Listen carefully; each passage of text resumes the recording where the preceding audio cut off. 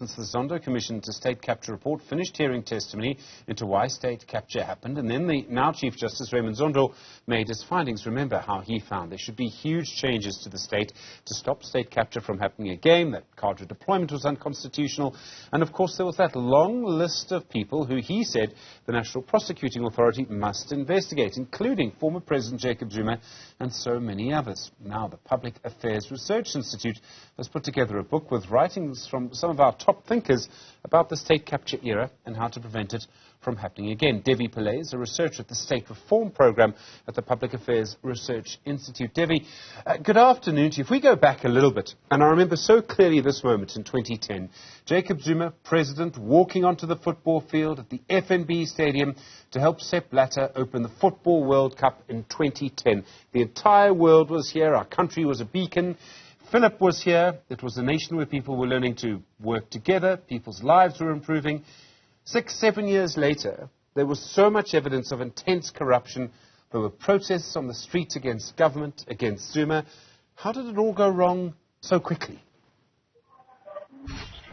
Well, that's a very big question. And for that, you'll have to read our book, I'm afraid. And that will only start giving you some beginnings of some answers. What we've really tried to do in our research is to have a multidisciplinary approach, try to come at this question from various points of entry, from different theoretical perspectives, and really look at it within a long context of social, economic, and political history in this country. And what we've seen is that although we may have had a lovely moment in 2010, the historical transformation or lack thereof in our economy, in our public service, in the structure of our state, continuities with apartheid as well as new challenges, new obstacles, have led us to a situation where our state institutions are very often not fit for purpose. They aren't able to conduct sufficient oversight and accountability. And a lot of the things that should make a state work simply don't. So all of the findings that Judge Zondo made in his reports about how these networks extract rents from the state through strategic appointments to try and control procurement, all of these things come from a very weak set of public sector, public service institutions that have a long history of problems since apartheid and before. So when we want to try and look at why everything has gone wrong, we have to look at that long and complicated history. I think one of the things was that even in sort of 2012, 2013, 2014, 2015, 2016, people knew that things were going wrong, but it was really hard to understand it, to put it all together. Is that what your book tries to do? To try and understand how it went wrong, what was actually moving at what time? Yes, absolutely. And we try to look at this, like I said, from different perspectives.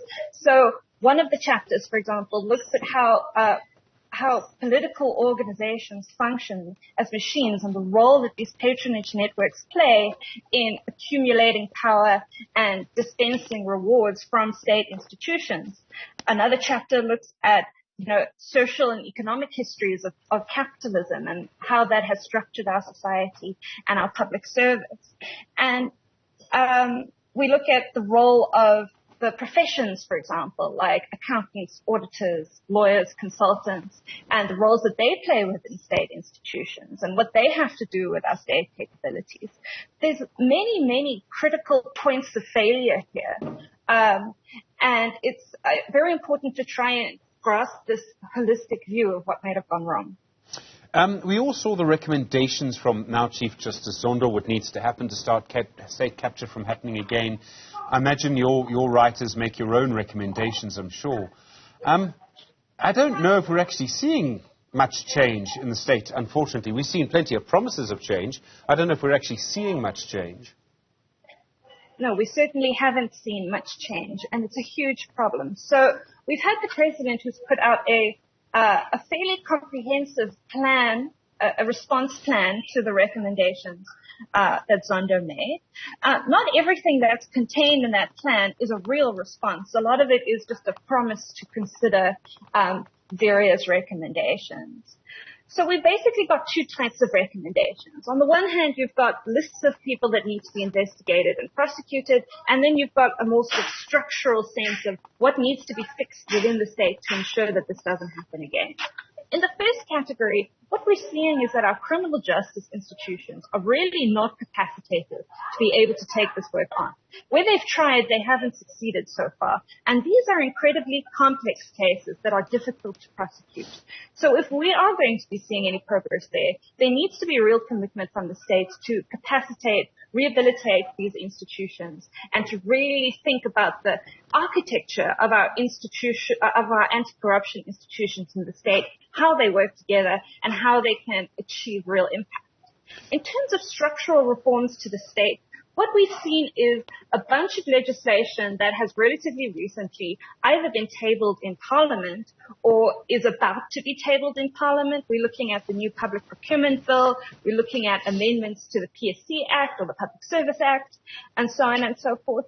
There isn't a lot of time left within this parliamentary term before we go to elections next year. So I'll be very surprised if any of these bills are actually passed and implemented within the next couple of years. And that's not even looking at the content of these bills. I mean, the looks that we've had at the Public Procurement Bill, for example, it certainly doesn't address all of the critiques that were raised in the Zondo report, and it is not aligned with the recommendations that were made.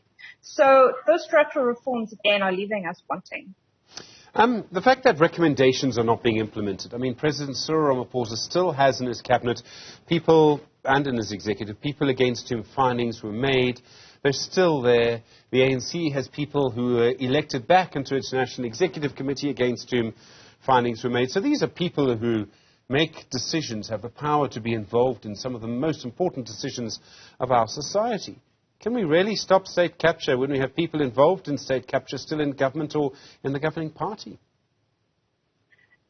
Yes, to me, I think that is the main sticking point, is the question of political will, is the question of people in positions of power who are invested in the system remaining as it is, who are invested monetarily in terms of their connections, in terms of the power that they wield in the system remaining as it is. And that is the reason why we haven't had a lot of progress. Even Judge Zondo himself said this morning at this conference that I'm at, that Parliament has shown absolutely no inclination to change its ways and would not be able to prevent another such state capture project from happening. So the political question is something we really have to learn. We really have to figure out how to grapple. I think electoral reform is something that a lot of people are hoping might help us get a hold on the political question. The very nature of that electoral reform, though, is still up in the air. And I think something that we can do is, through structural reforms, if we can get the leverage, to try and strengthen the civil service and the administration, to try and insulate them from improper political interference, and to give the state some protection from that political side of things, so that at least our state institutions are able to function, even if the political will is not there. People are incredibly angry, Devi, as you know, at their lived experience, at how people are really forced to live, I think. And corruption is a big part of that. And we're going to see more protests against corruption, more public action against corruption, more demands for accountability. And yet, despite all of that, despite an election next year, we see a president who isn't implementing all of the findings of the State Capture Commission. Absolutely. I mean, we live in a country that has protests occurring in various municipalities in various parts of the country all of the time. A lot of these are classed as service delivery protests. But as you've just said, this question is really inextractable from questions of corruption, from questions of a trust in a state that has your best interests at heart, and is at least going to attempt to deliver the services that you constitutionally deserve. I think the inaction and the paralysis that we are seeing from our national executive is really a shame, and I think it just shows how impossible that political situation is, that it seems like everyone is unwilling to stake the claim, to stand up, and to try and push some of these real reforms through. So I think we will definitely be seeing the results of that inaction in the next election. I don't know if that's going to be enough to get anyone to change the behavior, though. Devi Pillay, thank you very much indeed. You researcher at the State Reform Programme at the Public Affairs Research Institute. So much to look at with the state capture inquiry.